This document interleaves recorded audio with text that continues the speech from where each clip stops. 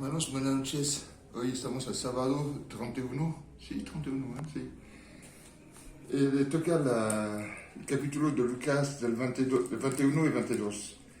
Ya escogí el capítulo 22 de Lucas, del versículo 39 al 46. Dice así. Y saliendo se fue como solía al monte de los olivos, y sus discípulos también lo siguieron. 40. Cuando llegué a aquel lugar, le dijo, orad que no entre en tentación. 41. Y él se apartó de ellos a distancia como de un tiro de piedra y puesto de rodilla oró. 42. Diciendo, Padre, si quiere pasa de mí esta copa, para que no se haga mi voluntad, sino la tuya. 43. Y se le apareció un ángel del cielo para fortalecerle. 44. Estando en agonía, orando más intensamente, era su sudor como grandes gotas de sangre que caían hasta la tierra. Cuando se levantó de la oración y vino a sus discípulos, les halló durmiendo a causa de la tristeza. Y les dijo, ¿por qué dormís? Levantaos y orad para que no entre en tentación. Amén. Aquí hay muchas cosas que vemos aquí en este pasaje de la Biblia. Dice primero, dice que cuando llegué a aquel lugar le dijo, orad que no entre en tentación. ¿Qué quiere decir? Nosotros a veces, la palabra nos dice, ponga a tus aposentos, pongo tu cuarto, cierra la puerta y ponte a orar. Así, bon, ellos no tienen el cuarto porque estaban en el jardín de Getsemaní, en el monte de los olivos. Ellos, bon, porque, ¿qué pasa? Si cuando uno no ora a la noche, más a la noche, el cerebro, lo único que registra el cerebro, una capa ínfima de la parte superior del cerebro, registra cuando uno se acuesta, es lo único que, las últimas cosas que hablamos o que vemos, es que el cerebro registra. C'est-à-dire qu'à la noche, a veces, si uno no ora antes de acostarse, puede tener pesadillas, se va a levantar cansado, puede tener a la mañana, decir, bon, ¿qué voy a hacer hoy? Si uno ora a la noche, Dios nos cuida toda la noche. Cuando nosotros descansamos, Él nos cuida, Él no duerme, Él nos cuida, siempre está cuidando de nosotros. Justement porque no entremos en tentación, porque el enemigo nos viene a perturbar nuestro sueño.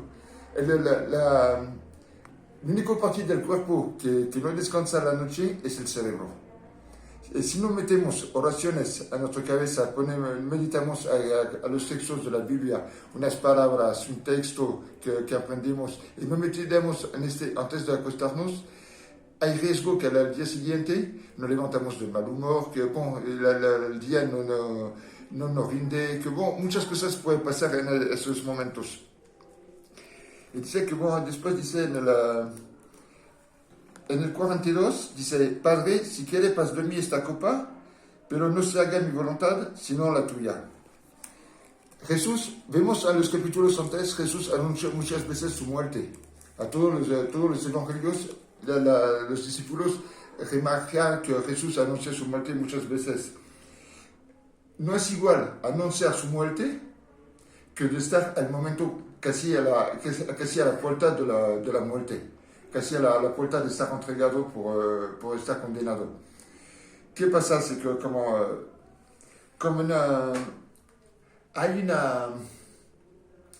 tomar un ejemplo, un condenado a muerte, bon, dice, bon, va a tener 6 meses antes que te pase a la silla eléctrica o que te inyecte el líquido letal. Hasta el último momento tiene la confianza que alguien va a interceder por él porque no se hace. Es que Jesús quiere decir, dice, Padre, si quieres pasar de mí esta copa, pero no se haga mi voluntad, sino la tuya. A Dios, ¿no crees que a Dios le dio gusto de ver que bon, va a entregar su hijo sabe que va a entregar su hijo a la cruz, que va a sufrir mucho, que va a ser maltratado, que va a ser bofeteado, que va a terminar como aquí crucificado. a Dios no le hizo mucha gracia.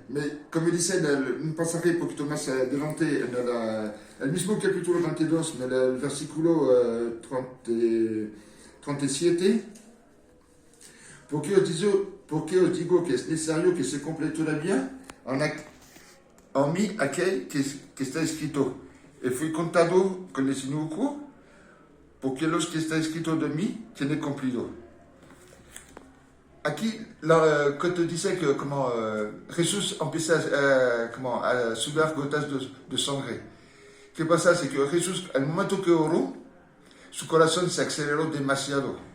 Se aceleró demasiado. Nosotros a veces no podemos entender a qué punto su corazón se lataba. A lo mejor casi a salir de su pecho, tanto debe ser la presión y los latidos del corazón. Hasta por eso ya se le subió la presión y dice que hasta gota de sangre le caía. Las cosas es que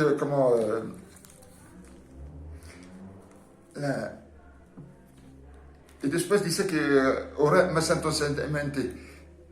L'ángel, cuando vino el ángel, le reconfortó un poquito. Dice, bon, no te preocupes, no estás solo, tu papá está contigo, él te va a cuidar. Y vemos después, en los capítulos más adelante, vemos, no le va a decirme. Jesús, a un momento dice, cuando está en la cruz, no dice Padre, dice, Dios mío, ¿por qué me abandonaste? Dios no lo abandonó, Dios siempre estaba con él. Desde el momento que empezó a orar hasta el final. Dios siempre estaba con él. Y dice que dice, cuando se levantó de la oración y vino a sus discípulos, les halló durmiendo a causa de la tristeza.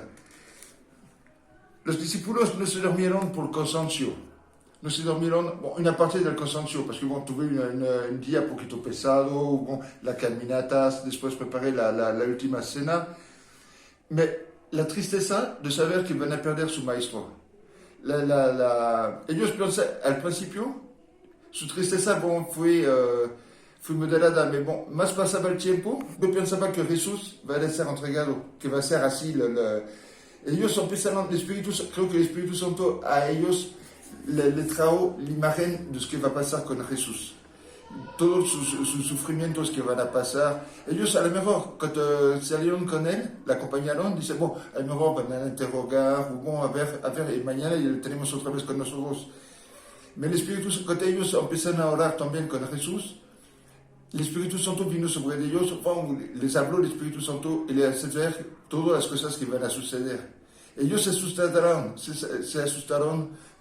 y por eso cayeron con tristeza. Es un agotamiento. Ellos tienen un agotamiento aparte. La tristeza lleva al agotamiento y por eso se durmieron. Unas cosas una comparación que quiero hacer así con Jesús es con Abraham.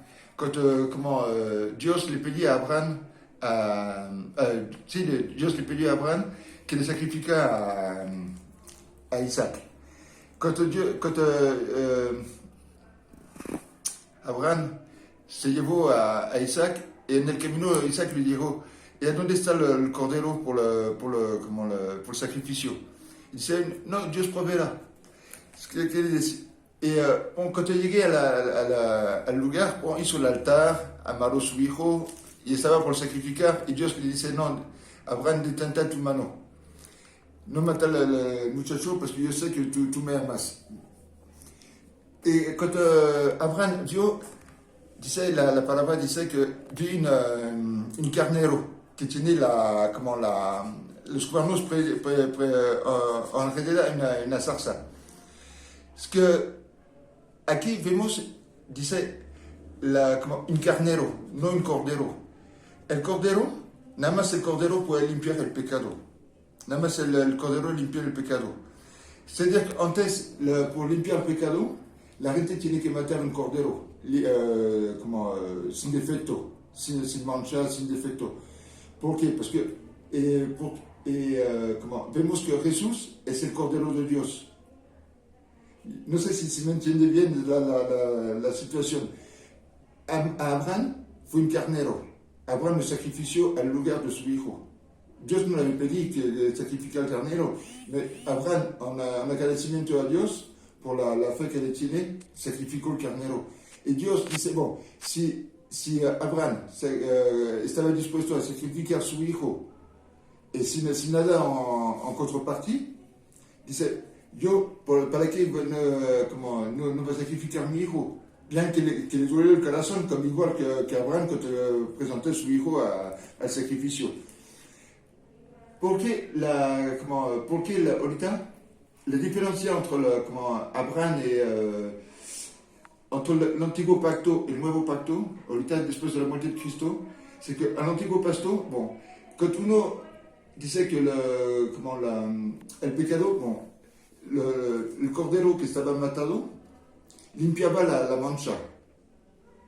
Limpiaba la mancha, pero no quitaba el pecado. Que Cristo no quita el pecado y limpia la mancha.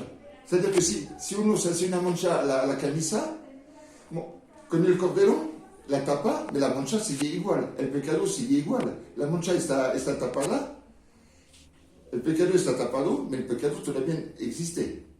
Que con Cristo, con la sangre de Cristo sobre la cruz, la mancha ya desapareció. No necesitamos que tapamos la camisa con un suéter o con un trapo. ¿Por qué? Porque su sangre nos limpió con su sangre. Por eso Dios dice, el Cordero de Dios. Dice, y porque se cumple, como dice aquí, porque se cumplen las Escrituras. ¿Ya? Como dice aquí, en el 37. Porque os digo que es necesario que se cumple todavía a mí aquel que está escrito. Ese lo vemos en el libro de Isaías. Dice, fue el matadero como el matadero, el Cordero de Dios. Hermano, ahorita pasamos un momento difícil, pasamos una época difícil. Difícil por la gente que no cree en Cristo, por la gente que no sé cómo... Por más que se le dice, que se le habla a uno, que dice, bon, Cristo viene, la gente no confía. Piensa que, bon, ça va a pasar todavía encore muchos años. Como vemos la situación mundial ahorita, ya Cristo ya está aquí por llegar. Y si nosotros no confiamos en Él, su sacrificio es en vano. Donc, hermanos, les invito a que se conforten en oración, que se conforten en Cristo, que le pedí su ayuda, que le pedí que le cuide, que le guarde y que ustedes aumenten su confianza en Cristo. Dios les bendiga.